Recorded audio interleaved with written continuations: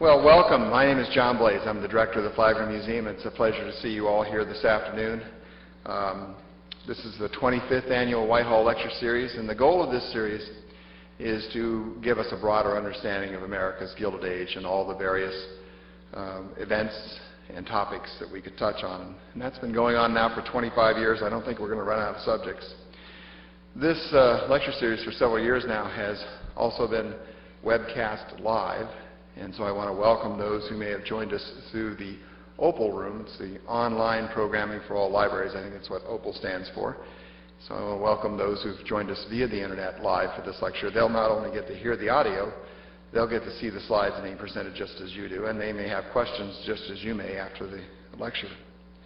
I want to thank the museum staff for putting this together. I know they work hard behind the scenes to make all of this possible. I appreciate their efforts. I especially want to thank our sponsors.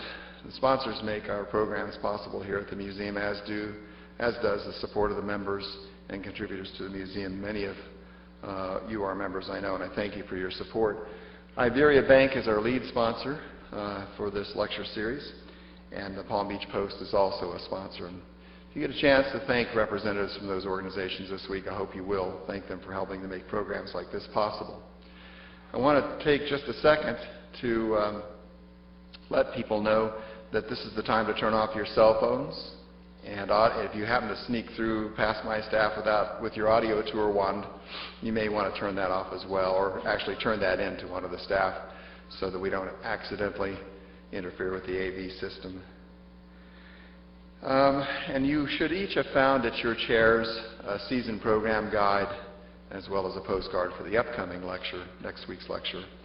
The season program guide outlines all of the programs that are being presented this season at the museum. Lots to do, lots of things to be involved in. I hope to see you at other programs during the course of the season. Our lecturer today is Jerry Dickey. He's here to lecture on vaudeville, from vaudeville, from the small-time acts all the way up to Ziegfeld Follies. And Jerry's a professor at the University of Arizona. He came out here today. He was gracious enough to come out here for the weekend with his wife, Deborah, spend their Valentine weekend here in Palm Beach. And I thank you for giving up your Valentine's Day weekend. Jerry actually grew up here in West Palm Beach, surprisingly. And he and his wife have a home in St. Augustine. She teaches out in Arizona. Jerry used to teach in Arizona. Actually does teach in Arizona. His wife used to teach there as well. Now she teaches in St. Augustine. And you might be wondering why a professor from University of Arizona would be here to talk about vaudeville. It isn't exactly the center of the universe when you think of vaudeville. But Jerry was instrumental in bringing a huge collection, the largest collection of vaudevillian material and archival materials to the University of Arizona. So he's the perfect guy to talk to us about the history of vaudeville. So please join me in welcoming Jerry Dickey to the Whitehall Lecture Series.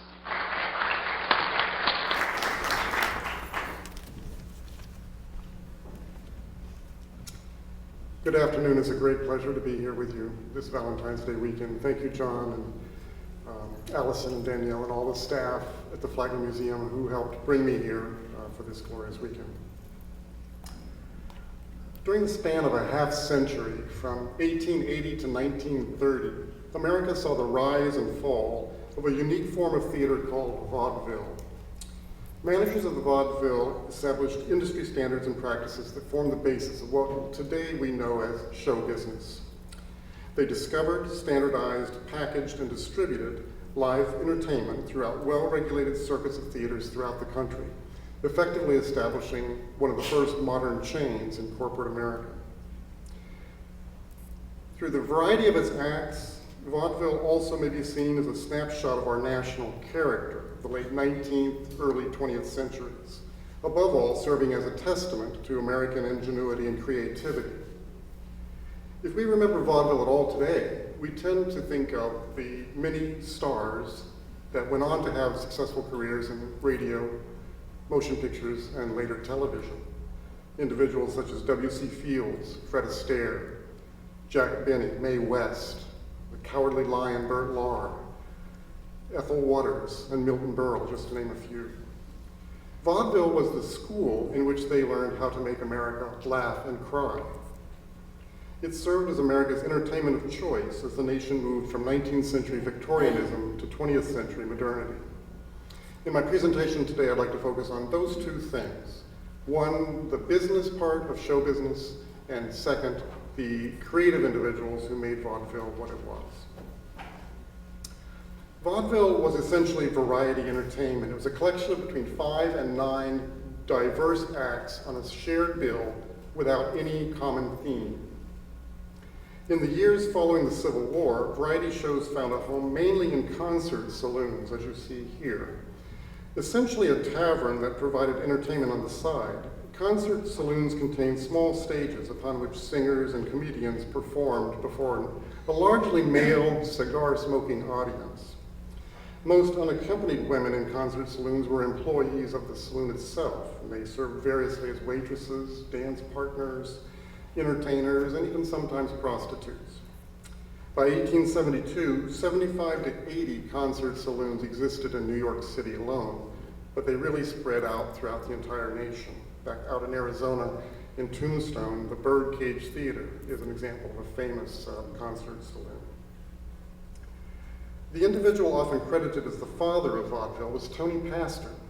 He was a popular singer in concert saloons in the rowdy Bowery district of Lower Manhattan. A devout Catholic and frequent supporter of the temperance movement, Pastor sought to clean up variety entertainment. He opened theaters north of the Bowery, eventually settling in 1881 in a theater in Tammany Hall in the Union Square shopping district of Manhattan. In an effort to make women feel comfortable in this variety theater, an action that he recognized would double his audiences and double his box office revenue, he banned alcohol and smoking.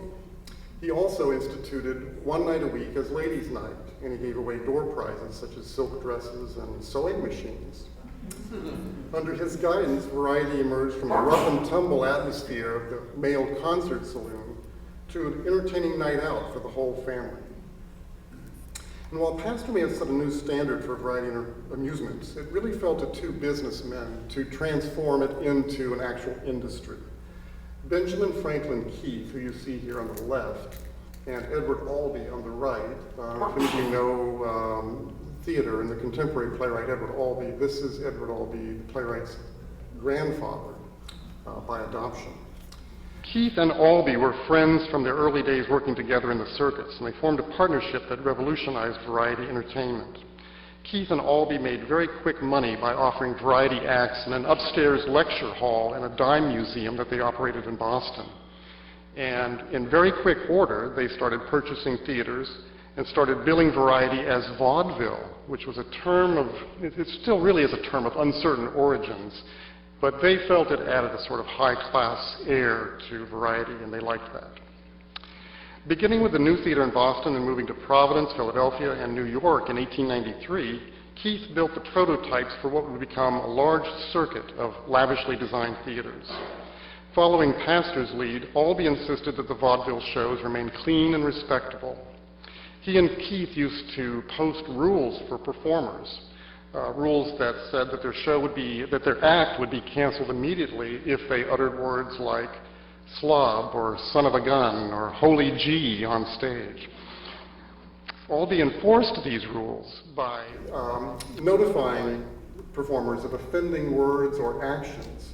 He sent a note backstage, and it would appear suddenly in the performer's mailbox backstage, and these notes were always sent in blue envelopes.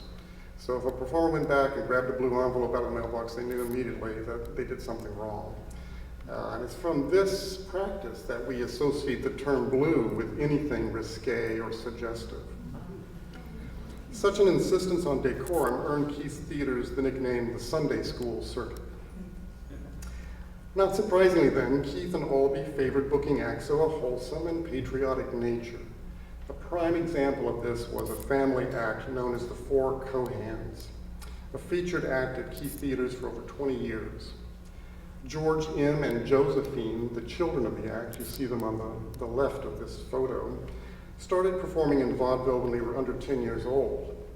Their mere presence on a concert stage saloon would have been unthinkable, but in polite vaudeville, as it now is being called, their appearance was a welcome success. George M. went on to become one of New York theater's most cherished performers, virtually inventing the musical comedy form and earning the nickname Mr. Broadway. His song and dance style was energetic, linguistically fast-paced, and highly, highly patriotic, as you may remember if you saw Jimmy Cagney's portrayal of him in the film Yankee Doodle Dandy. Keith's theaters, which soon numbered in the hundreds, generally followed the mass transit lines, both within urban areas and also from city to city. Theaters were known as either big time, such as the Palace Theater shown here, or small time. Big time theaters, grab that slide back for you, skipped one. Big time theaters, such as the Palace, featured extravagant interiors and auditoriums. This you see is the Palace Theater, and down at the bottom left there you see the lobby area of the Palace Theater. Big time theaters offered only 2 shows daily compared to 5 shows that the small time theaters performed. And sometimes the small time theaters even performed what they called continuous vaudeville, which meant shows started at 10 a.m. in the morning and just ran back to back, just recycled until 10 p.m. at night. Located on Broadway and 47th Street, the Palace became the big time mecca of every vaudeville performer. Another Keith acquisition, the Hippodrome, which you may have heard a little bit about last week if you attended the lecture last week, dealing with Fred Thompson, the architect of this theater. This was a Keith acquisition, and at the Hippodrome, which sat close to 6,000 people, only the most spectacular of vaudeville acts were booked. In the early days of vaudeville, big-time houses like this one in Chelsea, Massachusetts, sought to rise above more meager theaters by advertising themselves as high class. You can see it there on that sign. I think you can read it, high class vaudeville. And also on here it says this is the safest theater in the US for ladies and children. Small-time theaters, on the other hand, like this one in Buffalo, appealed mainly to a neighborhood audience and typically offered shows at prices as low as 5 cents. Keith and Albee built their circuit on the East Coast. Martin Beck, who you see here, ran a circuit called the Orpheum, which encompassed cities from Chicago to points west. These 2 circuits, which you might think were in competition with each other, actually were complementary to each other, because they both shared the 4th and 5th floors of the Palace Theater and ran a booking agency there. So they hired acts at the same time and just divvied them up between the 2 circuits. Competition for big time did exist, though, from some small time circuits.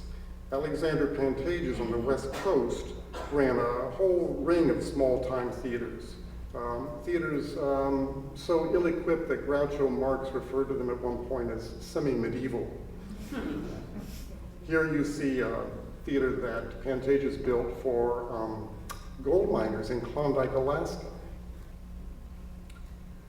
Selling an act proved a daunting task for many would-be vaudeville performers. If one could not obtain a tryout by visiting a booking agent's office, the aspiring performer had to resort to amateur night, which was usually held by theaters 1 night a week, and anybody in the city could attend. Usually there was a cash prize given for the crowd favorite on amateur night. Vaudeville star Fanny Brice recalled amateur night as either terribly cruel or vastly appreciative, leaping like a wild animal on the weak, praising to the skies those who please it, and always loving a fighter. Amateur night audiences went expecting acts to be bad because they were judging them by big-time standards. They often threw objects at offending acts, they stomped their feet, they did catcalls toward acts they didn't like. And sometimes theater managers encouraged these boisterous responses, such as having a stage manager hold up a sign telling failing acts to beat it. Or in a theater in the Bowery that was run by Henry Clay Minor, the now legendary hook was used to actually drag performers off stage when their act was bombing. Yet as Fanny Brice noted, the measure of success for an act always resulted from public opinion. So climbing the corporate ladder, so to speak, in vaudeville was never a matter of who you knew, it was a matter of how many people you could please. Creativity and invention were rewarded. Style trumped substance every time. Through amateur night, access to vaudeville was open to any performer, regardless of his or her background. This was different from what was known as the legitimate theater of the spoken word, spoken dramas or spoken comedies, and variety entertainment, which was illegitimate. Access to anyone was there. Edward Albee referred to it then in 1920 as our most nationally representative theatrical institution, our American National Theater.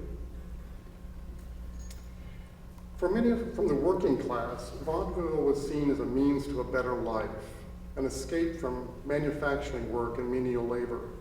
In 1919, a small-time performer working 42 weeks on the Keith circuit earned more than double that of the annual wage of a factory worker and more than 5 times that of a domestic worker. As Minnie Marks, mother of the Marx Brothers, said of show business, where else can people who don't know anything make so much money? Although managers like Keith and Albee were often derided for their bottom line tactics and attitudes, their ruthless acquisition of competitors, and their union busting tactics, the fact remains that everybody in vaudeville was a capitalist entrepreneur, including the performers. From tryout acts to headliners, star performers demanded whatever the market would yield, and everybody wanted to be a star. The opportunities provided by vaudeville held special appeal to the vast throngs of new immigrants to the U.S. or to first-generation Americans. America in the Gilded Age, as you know, saw widespread immigration that forever changed the faces of America's cities as well as the nation as a whole. Between 1870 and 1910, 20 million Europeans, most notably Germans, Austrians, Irish, and Russian and East European Jews, came to America escaping poverty or persecution. Vaudevillians often came from this immigrant class. They also came from ethnic and working class backgrounds, with Jewish performers comprising the largest ethnic group in vaudeville. African-American performers were restricted in numbers due to the standard practice of not allowing more than one black act on any vaudeville bill. So any African-American performer who was less than star had to go on a separate circuit, a black circuit, that played mainly in the South. Perhaps not surprisingly then, the humor in vaudeville reflected a clear pecking order of racial and ethnic minorities and newly arrived immigrant groups. Typically, the least assimilated group became the brunt of the most vicious jokes and the favorite object of ridicule. For easy identification, ethnic and racial groups had their own stereotypical costume and mannerisms, most of which are highly objectionable by today's social standards. These appearances are described in a kind of a business manual that was published in 1913 by a man named Fred Liddell, who was an illusionist in vaudeville. And he wrote a manual intending to help people who wanted to get started learn how to do it. And he wrote in this book about the various character acts that you might assume. Liddell says that the Irishman, seen in this photo of kind of a great vaudeville dancer named Pat Rooney, the Irishman is ordinarily shown with a red wig, partly bald in front, or else made up with a very high forehead. A fringe of ruddy whiskers under the chin helped convey the part. The stage Irishman was typically a drunk. He was easily prone to violence and anger, albeit for comic effect. Big-time Jewish acts did not start out explicitly as Jews. Singer-comedian Fanny Brice was the first big-time star to make Jewishness a part of her act, and the first to do so without resorting to Shylock-derived stereotypes like avarice or connivance. In her songs, she often used the persona of a poor girl named Sadie or Rose, as she did in one of her biggest hits, Secondhand Rose. Brice was noted for her gangly stature and facial mugging, and you get a good sense of that from this picture here, I think. She often spoke in character with a strong Yiddish accent, something she did not do off stage. And some of you may be familiar with Fanny Brice through Barbra Streisand's films of her Funny Girl and Funny Lady.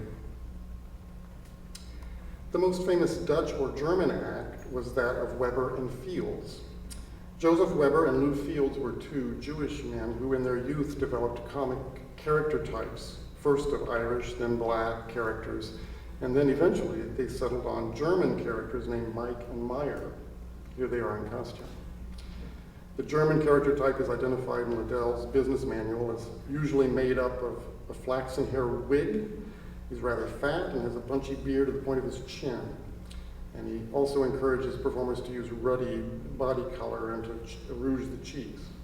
Fields played Meyer, the tall bully of the two, and Weber played Mike, the short, stocky innocent who butchered the English language. Their comedy was something called Knockabout, which was an act that featured comically exaggerated violence, something that we would all be familiar with in later incarnations such as the Three Stooges. Of all ethnic and racial groups, African Americans remained at the bottom of the pecking order.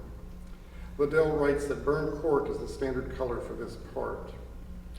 The lips, he says, should be reddened with carmine and enlarged or distorted as you wish. Black curly wigs and large shoes are not to be overlooked. This blackface makeup was standard for minstrel acts like that of the famous Al Jolson, who you see in this photo both with and without his makeup. For Jolson and other white performers, the blackface was seen as a liberating device.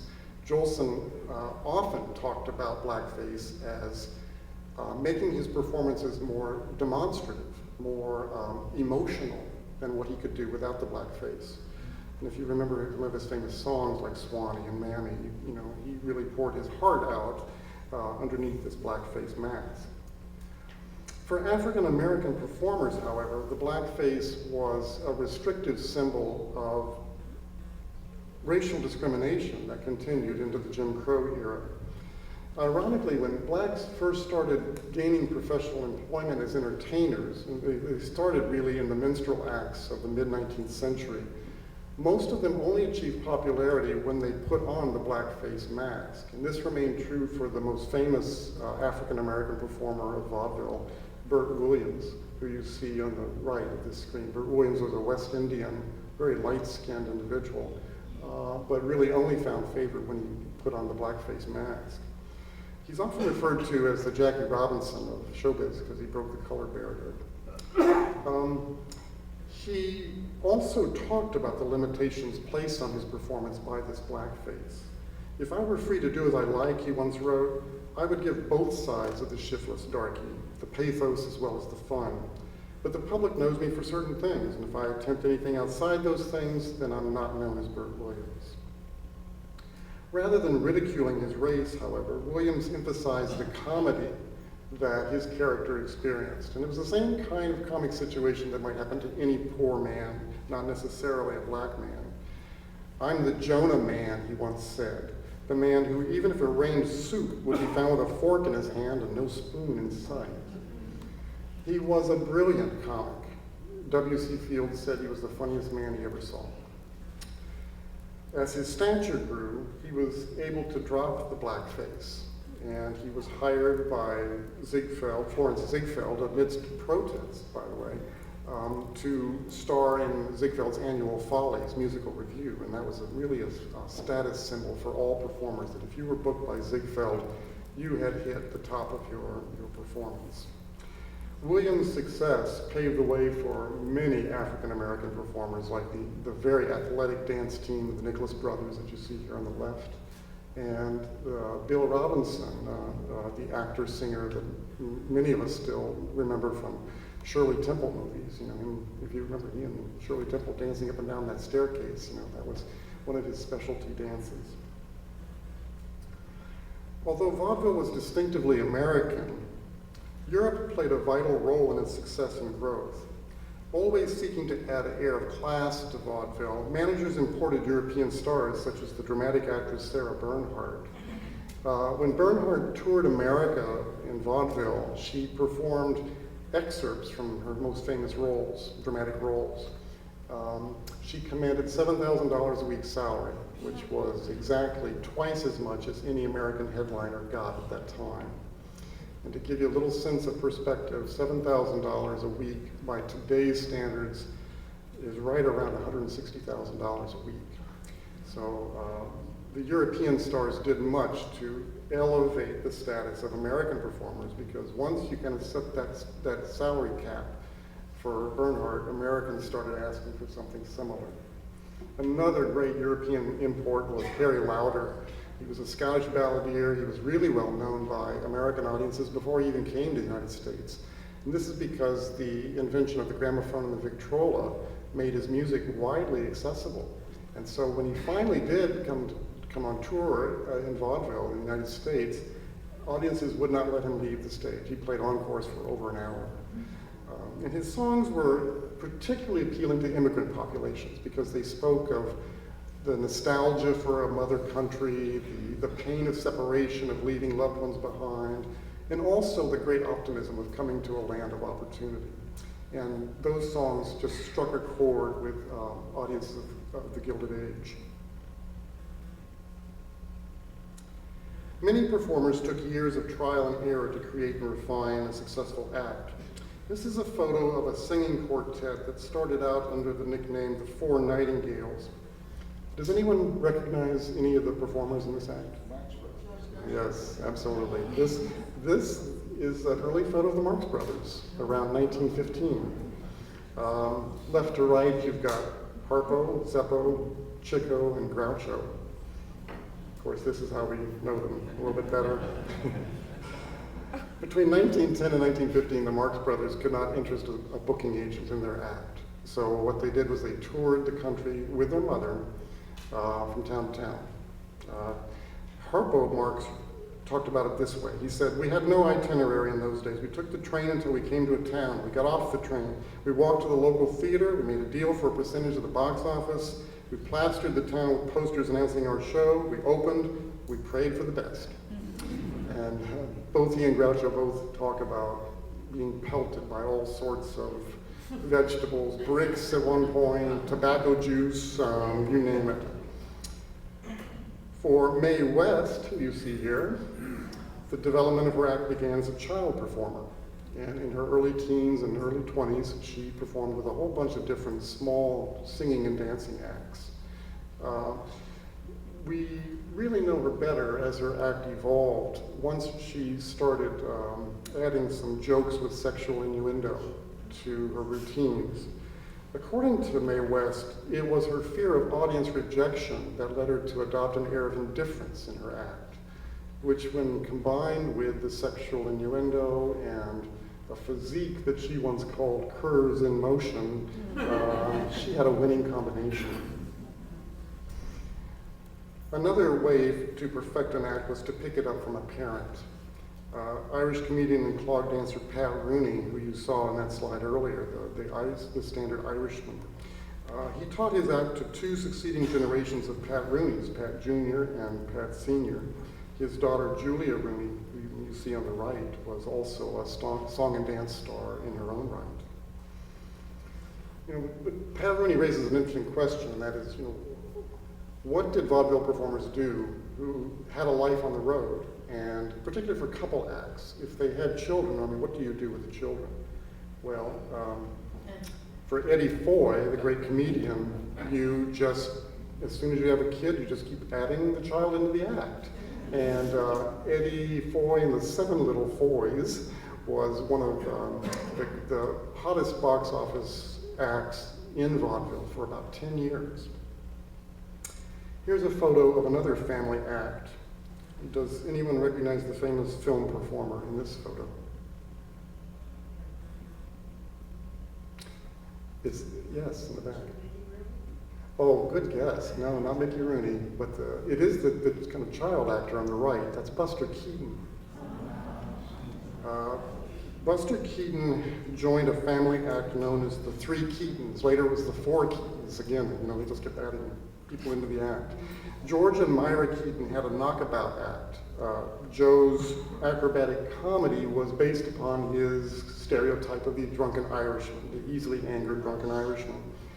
Myra played the saxophone, and according to Buster, she was the first woman to play the saxophone professionally in the United States. When young Buster joined the act in 1899 at age 5, Joe hit on the idea of dressing him in the same manner as himself and having him imitate his actions. So that's why you have this rather odd picture of a 5-year-old with whiskers and a bald pate. Young Buster watched the act. He learned how to fall down on stage from his father. and he quickly became part of what was known as the roughest act in vaudeville. Buster, whose name in showbiz slang, by the way, just means a comic stage fall, a buster. He was thrown all over the place in this act. He was thrown through scenery, he was thrown off stage into the wings, he was thrown into the orchestra pit on top of the bass drum. At one performance in New Haven, a drunken Yale student was heckling Myra, and Joe picked up Buster and hurled him into the first row. broke the audience member's ribs. To make it easier to do the toss-about act, Joe even sewed a luggage handle into the back of Buster's costume so he could kind of pick him up and hurl him around. Billed as the human mop, Buster loved performing. But he and his father discovered that if he showed enjoyment during the act, as he's doing in this particular photo, they both discovered that the audience didn't laugh as much. And so his father just kept after him, don't laugh, don't laugh, don't laugh, don't laugh, until he developed this stone face, which is what we associate with him from his film appearances. With so many children in vaudeville, and some of them involved in dangerous routines like Buster Keaton, it's no wonder that newly formed social welfare agencies like the Gary Society turned their eyes with a vengeance towards vaudeville and the performing arts. They were looking for child abuse. To avoid rousing their suspicions, Joe Keaton sometimes told theater managers that the child Buster was actually an adult midget. So you can kind of see vaudeville, to succeed, there's an awful lot of PR involved. Just as societal attitudes about child labor were changing at the turn of the 20th century, so were ideals changing about women's sexual behavior and about displays of the human form in public. Vaudeville reflected these changes. At times they even tested the limits of what audiences would tolerate. Of course, in 1920, women finally obtained the right to vote, and the 1920s is known as the jazz era of flappers and sexual freedoms. But as a precursor to this decade, vaudeville was one of the first things to push the envelope. Alternately known as the I Don't Care Girl or the Evangelist of Joy, I love that title. Eva Tangway was a top box office draw in the first decade of the 20th century. Her act is very difficult to describe because you read reviews of her performances, and by all accounts, she could not act very well, she couldn't sing well, she couldn't dance well, she didn't do comedy, she didn't have any special skill. But what she could do was she could burst onto the stage and flurry about in excessive energy and abandonment and sing songs or warble out songs with highly suggestive lyrics. She sang songs like, I want someone to go wild with me. That's why they call me Tabasco. Or her theme song, I don't care. On stage, Tangway perpetuated an image of herself as an untamed woman, both in her tempestuous personal romances and also in violent fights that she had with stagehands and other performers. On stage, she revealingly displayed her physical form in costumes reportedly of her own design, such as the one you see here on the right. This is for her performance, sort of a kind of a dance act, I guess you would describe it, of Salome and the Dance of the Seven Veils. And the New York Times once said that for this act, she wore a costume made of nothing but 2 pearls. And you can see there's a little bit of an exaggeration, but at least that tells you something about the perception of her act at that time. She was not particularly beautiful or sexy. She simply portrayed a sense of wild abandon. Tangway embodied the essence of new urban America. Her fast, in a hurry, devil-may-care attitude fed right into the flapper mentality of the 1920s. Similarly, the famous vaudeville singer Sophie Tucker brazenly boasted of her sexual prowess. In vaudeville, her songs would range from the sentimental to the torchy. One of her signature songs, I'm the Last of the Red Hot Mamas, featured lyrics that echoed Tangway's frankness towards sexuality, as well as the new syncopated rhythm of ragtime music. As with Tangway's display of the female form, public exhibition of male bodies slowly became more acceptable too. although these were always couched within a kind of general framework of physical fitness.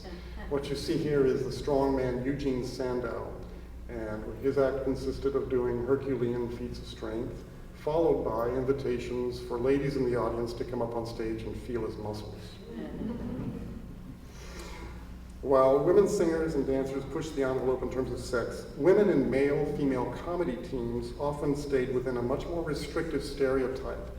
And that stereotype was that of the dumb Dora, which was slang at the time for a comically mindless female.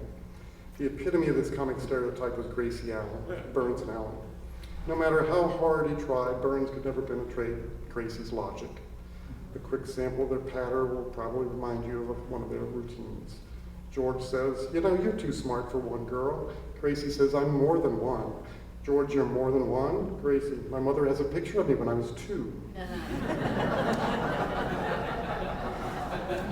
While the image perpetuated by Allen fit the scatterbrained female stereotype, there was also something about her act that was disorderly. It reflected a disorderly attitude toward life, something that fell outside traditional notions of domesticity and womanhood.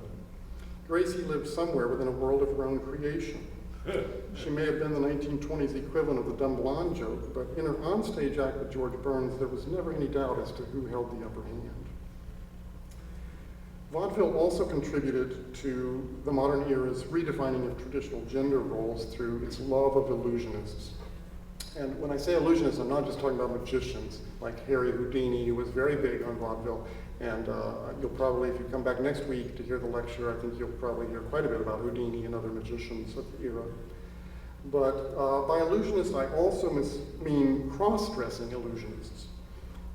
There's one tradition of cross-dressing that comes from British pantomime that involves male performers dressing up as old women. If you're familiar with Monty Python's Flying Circus, think of the Eric Idle, old women people. But in addition to that comic stereotype, there was also the individual who cross-dressed without parody, without making fun of it. The most popular male illusionist was Vesta Tilley. She was a British star. They brought her to America after she had already developed a well-honed act over in Britain. And her most famous part of the act was her portrayal of a young British cad, a man about town. And this was done, she would perform monologues and songs in this character. And she was noted for her excellent mimicry skills. The most famous female impersonator was Julian Elting.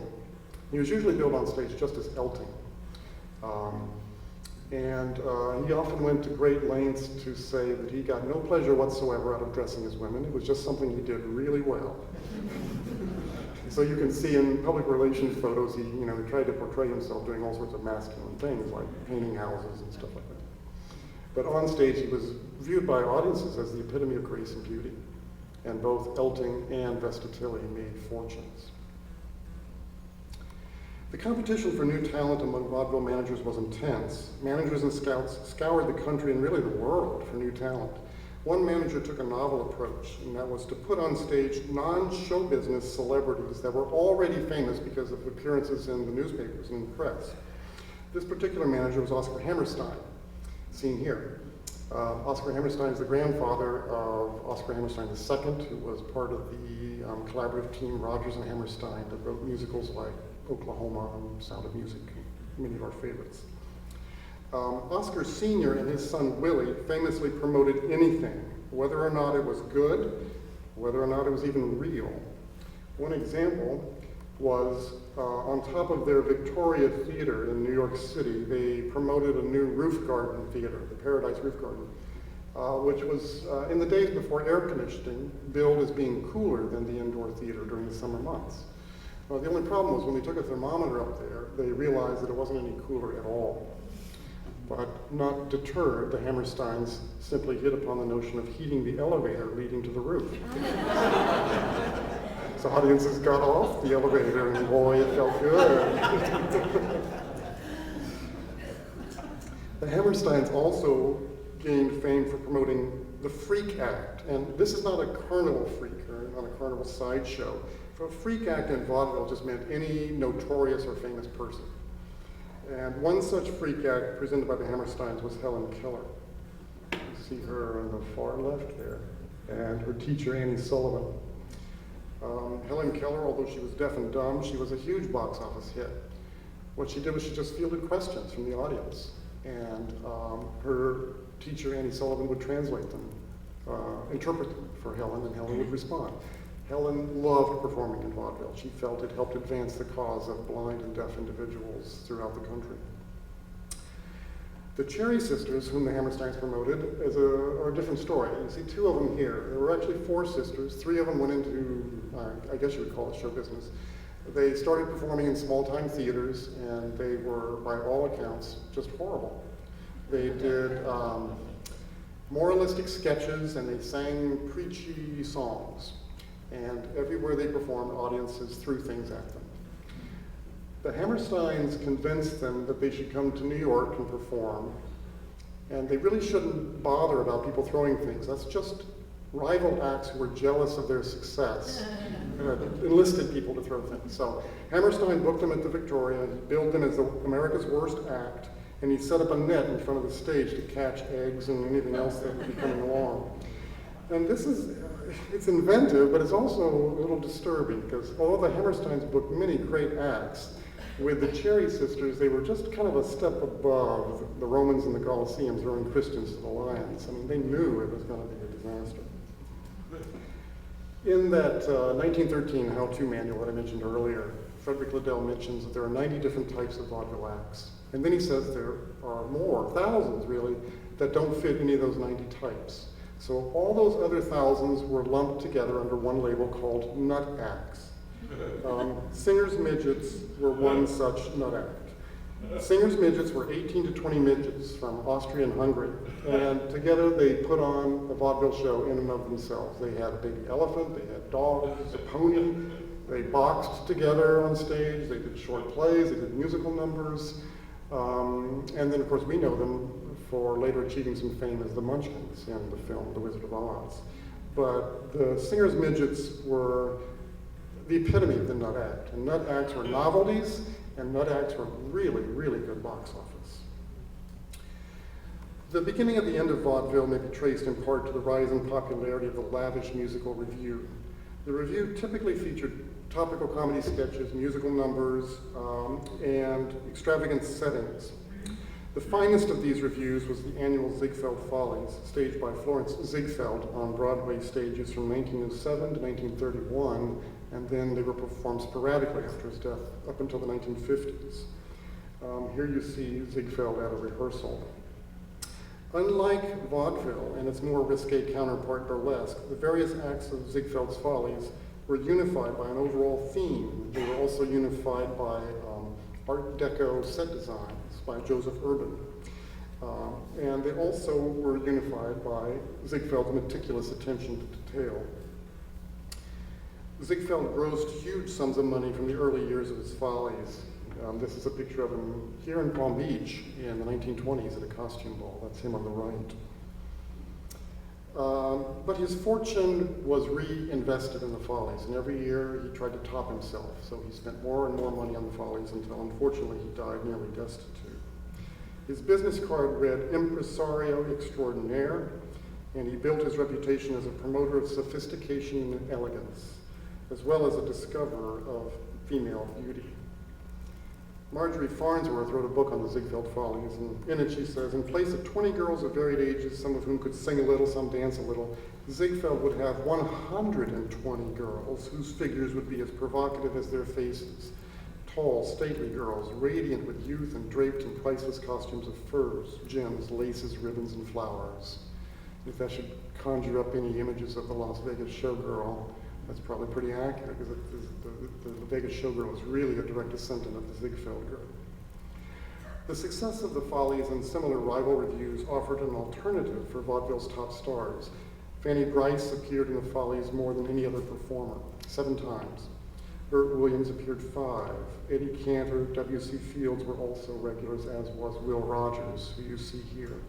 Will Rogers was really just a cowboy from Oklahoma who had a rope trick, advanced to quick fame on vaudeville, and was snatched away from vaudeville for the Ziegfeld Follies.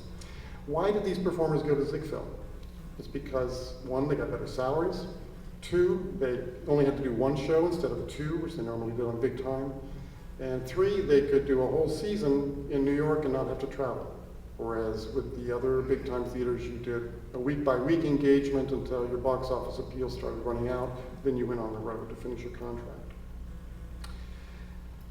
With the success of the Follies, big time was left without many of its biggest attractions. Here you see another shot of the Ziegfeld Follies, 1925, and you see some of those Art Deco sets by Joseph Urban here. Another contributor to the decline of vaudeville was the advent of motion pictures. Just before 1900, Thomas Edison developed the penny arcade, or what was called automatic vaudeville. This offered a walk-in entertainment for a penny. You just put your penny in and you could see 1 minute of something moving on film. A horse running, galloping, a person walking, or a car driving by. And that was the first exposure to motion pictures. But as Nickelodeon's developed, and I know there's another lecture in a couple weeks, I think, or 3 weeks on Nickelodeons. As Nickelodeons and short films developed, more and more vaudeville entertainers lent their talents to this emerging industry. So much so that Edward Albee threatened in vain never again to hire a performer who had made a film. Marcus Lowe, seen here, was the owner of several small movie theaters in New York, and he pioneered something called the Vaudevillain film combination.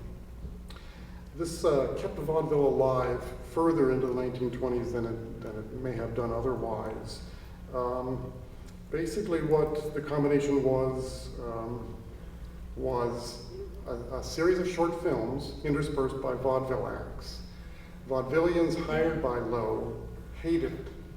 They felt that they were only being used to fill time while the projectionists changed reels for the next film. And perhaps there's a lot of truth in that, because Marcus Lowe said at the time, the box office draw is film, it's not the live performer. And once he recognized that change had happened, vaudeville, as it had been known, really could not survive. By 1924, Lowe's Metro Pictures merged with Golden Pictures and Louis B. Mayer Productions, to form Metro Goldwyn Mayer, or MGM. And today, of course, we still know a chain of movie theaters as Lowe's Cinemas. The master financier of vaudeville, B.F. Keith, died in 1912, leaving his partner, Edward Albee, in operational control of his empire. In the 1920s, this empire was known as Keith, Albee, Orpheum.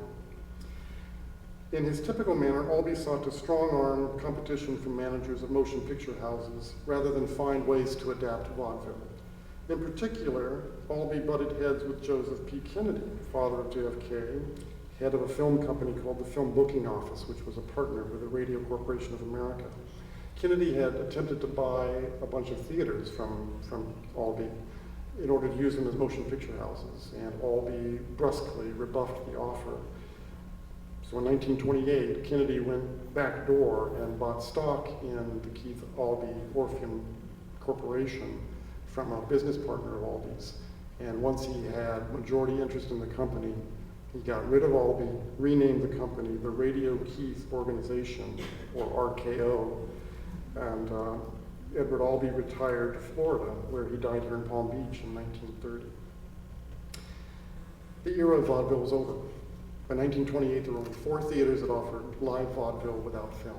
And by 1932, the Palace Theater abandoned vaudeville and became a motion picture house. In looking to identify characteristics of America's Gilded Age, certainly one signifies the rise of corporate America. Gilded Age industrialists, like those shown here, J.P. Morgan at the top, John D. Rockefeller, bottom left, and of course Rockefeller's business partner, Henry Flagler, whose glorious home we're in now. As well as Andrew Carnegie, all took industries in their infancy and turned them into economic engines by which America emerged as an international power. In their rise to the top, these captains of industry often formed monopolies and stifled competition, but they also employed millions and literally and figuratively transformed the landscape of America. The very same is true of the producers of American vaudeville.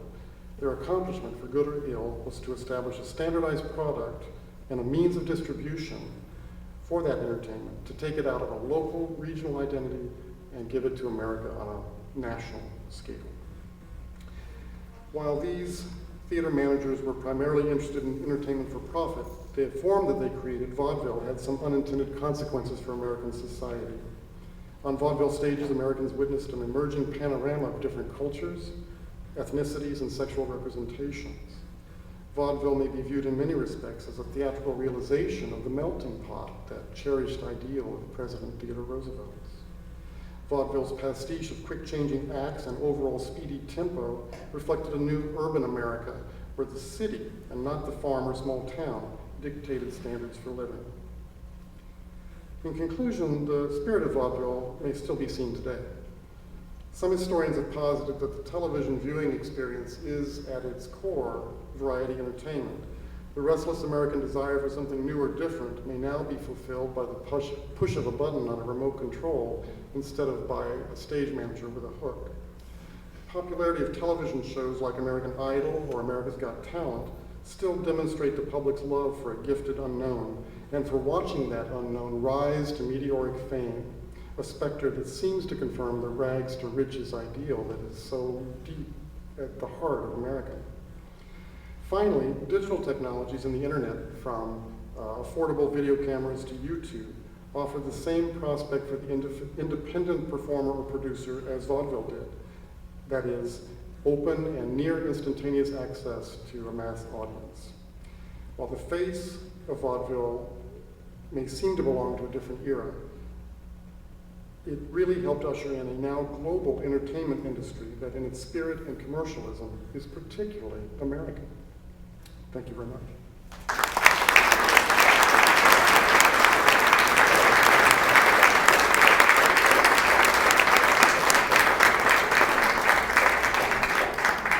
Thank you. I'd be very happy to entertain any questions or comments you may have.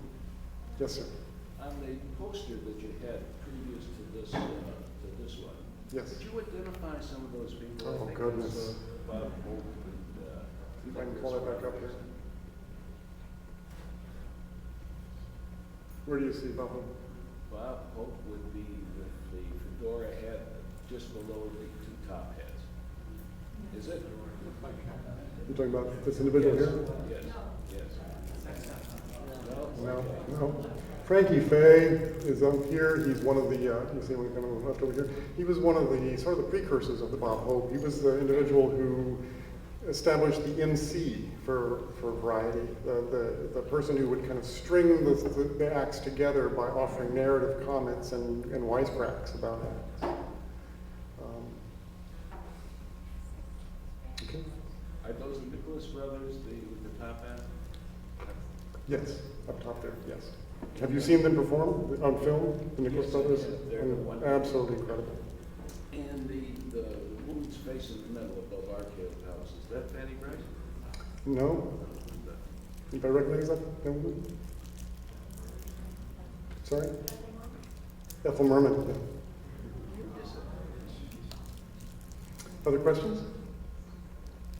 Yes? One of our online viewers wants to know if there's anything analogous to vaudeville in Europe, and if so, did American performers ever go that circuit? The question from an online viewer is whether there was anything analogous in was it Europe specifically or Britain? Europe. In Europe. Yes, there was something analogous to that.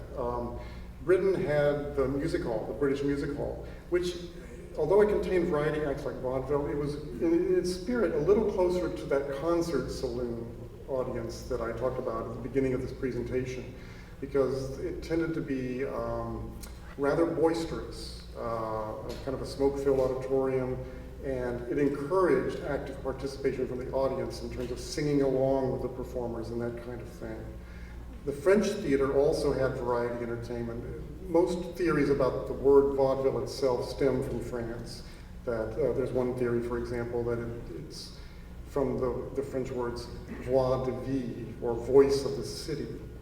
I'm not sure that that's provable, but it's a kind of a nice thing to think about, because as it emerged in America, at least, it very much was a voice of the city and reflected the changing demographics, sentiments, and aspirations of urban dwellers. Thank you for that question. Yes, at the back. Yes, most of the large movie theaters, I mean, being a child of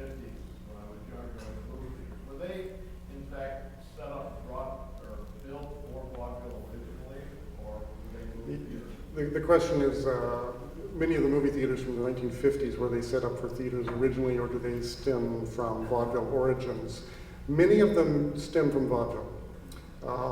You may still have been to cities where there was a Pantages theater or a Schubert theater.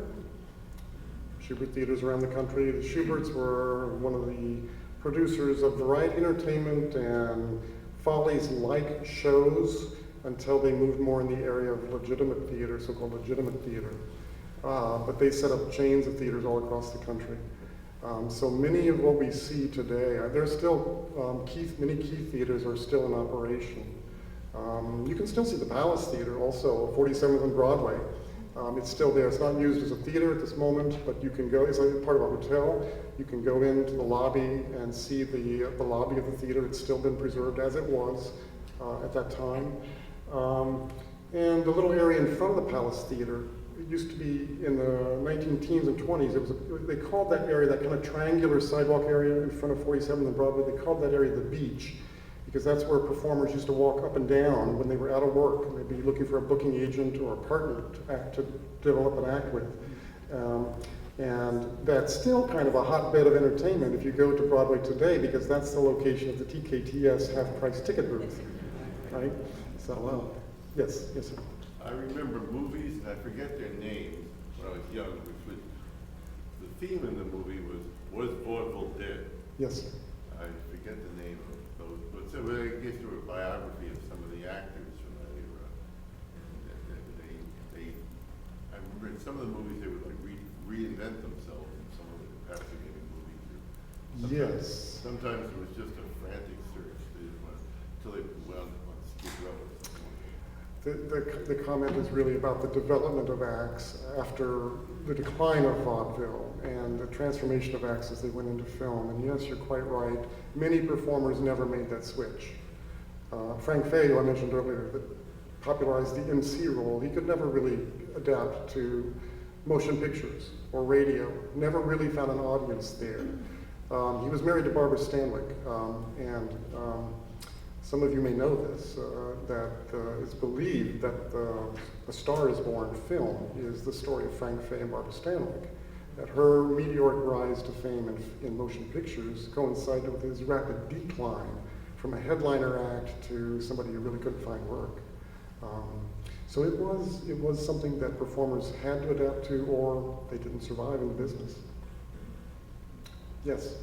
Did Yiddish Theater have its own vaudeville wing, or was there any kind of crossover? Oh, fabulous question. The question from the young woman here is, was there a Yiddish theater? Did it have effect, and did they have their own kind of Yiddish vaudeville? I think the reason that there were more Jewish performers in vaudeville than any other ethnicity is because of a strong Yiddish theater tradition back in Russia and East Europe. That they brought that tradition of performing with them. When many of them settled into the Lower East Side of Manhattan, they established Yiddish theaters, performed for their audience, their community, and performed in Yiddish. And there was a Yiddish vaudeville circuit. There's not been a lot written about it, but there was indeed a strong Yiddish theater. In fact, Sophie Tucker, the singer, her father ran a deli restaurant in the Lower East Side, and she worked prepping food, waiting tables, and all that. And many Yiddish theater actors came into the deli restaurant, and she spoke with them, talked with them, sang with them in the restaurant. And it's from that she eventually got the idea, after a failed marriage, that, hey, maybe I can go on the stage and make some money. Very big influence there. Yes? In the 40s, in what is known as the Upper West Side of New York, there were many movie houses that had vaudeville acts connected with movies, starting from the mid-afternoons that I can remember going to. So you saw combinations of film and vaudeville? And the show. And the show. Did the vaudeville acts intersperse with film shorts, or was it a full feature? The comment is that in the 1940s in New York, it was common to see the vaudeville and film together. You know, the Vaudeville Bill was highly regimented. In big-time theater, there were 9 acts on a vaudeville bill. Typically 9 acts on a vaudeville bill. And there was a very set formula for these 9 acts. The first act tended to be a silent act. because the audience would still be kind of coming in, finding their seats. So you had to have somebody perform like an acrobatic team or a cycle act that could not speak, but still entertain. The fifth act, which is the last act before intermission, was the first of 2 headline acts. So you got people buzzing before they went out for intermission. The main headliner appeared in the number 8 act, but the 9th act was called the Chaser Act, because for theaters that wanted to turn over audiences and do multiple shows daily, the Chaser Act's function was to clear the house. So a lot of times they put acts in there that were, bizarre or strange or novel or not very good, so that audiences would actually leave. When films first appeared on the scene, some vaudeville managers put the film in the number 9 slot, the Chaser slot, because they said, who wants to watch a film after seeing a live performer? And how ironic that within a short decade that reversed. Question about halfway back in the middle. Yes, sir. Yes, when you called Olson and Johnson a famous vaudeville act, and it seems to me they were going even into the 50s in New York. Right? Yes. The question. Absolutely. The question is about Olson and Johnson in the 1950s, and could that, or shouldn't that be considered a vaudeville act? The answer is absolutely yes. There was an attempt to revive vaudeville in the 1950s. This coincided with the advent of television and the development of the variety show on television. So the Ed Sullivan Show, for example, if you just think about that for a minute, that was vaudeville. But there was an attempt to also do that on the live stage, not just on television. Judy Garland, for example, was a headliner for revivals of vaudeville at the Palace Theater in the 1950s. So there was definitely an attempt to keep that going. Thank you. Yes, sir. Just in the mid-50s, Radio City Music Hall had something similar. I don't know, was that a Vaudevillian influence? First they had some sort of a show, and then they had a movie. And eventually it stopped. Right. Radio City Music Hall in the 1950s is a continuation of this vaudeville tradition, very much so, yes. The difference is that in the 1950s, when vaudeville is attempted to be brought back, it's a little bit of a different animal, because there the comedians wore tuxedos, sports jackets. Audiences came in glamorous dress and clothing. And so what had been the core of vaudeville's success was a wide-ranging demographic for its audiences. It attracted working classes, immigrant classes, upper-class elite went to vaudeville in the early years. And the theory behind it was that even, you had to have a vaudeville bill that had something for everybody. And even if you didn't like something on stage, just hang around for 10 minutes and it'll change. And there'll be something else there that you might like. And so the whole engine that drove vaudeville was formalizing that bill so the acts could be quick changing. I don't know if you remember one of the earlier slides that showed a cycle act on the left, and on the right there was a man and a woman in front of a drop cloth, a curtain that had painting on it. That act on the right was called an in-one act, in-one, because it meant it could be performed in front of the front curtain, out on the forestage, the small forestage. So the first act on a vaudeville bill was a full stage act behind that curtain that took the whole stage to do. The curtain would drop in, the number 2 slot would be an in-one act that would come out on the forestage. And while they were performing, the third one was being set up right behind the curtain. And that's the pattern that they followed through the whole 8 or 9 acts, is you'd alternate between full stage or partial stage and the in-one act. So for many students who were starting out in vaudeville, the goal was to try to get your act where you could perform it on as very little space as possible. So even if you toured to a small time theater and had to be in one, that four-stage area might be 4 or 5 feet. There was a famous dance act that developed where the performers actually traveled with a table. They'd set the table up and the dance on the table. So the only space they needed was a space big enough to put up a table. Do we have time for another question? Okay. Well, you can see we brought the right person to talk about the history of vaudeville. Thank you, Jerry. You did a terrific job. I know there are many more questions out there. Jerry will be around following the lecture so that you can talk with him individually. Thank you all for being here. Thank you to our sponsors, Iberia Bank and the Palm Beach Post. I hope to see you next week for our lecture on magicians and how popular they were during the Gilded Age, given by Jim Steinmeier. And I thank you all for being here today, and I look forward to seeing you next week at about the same time, 3 o'clock on Sunday. Thank you so much.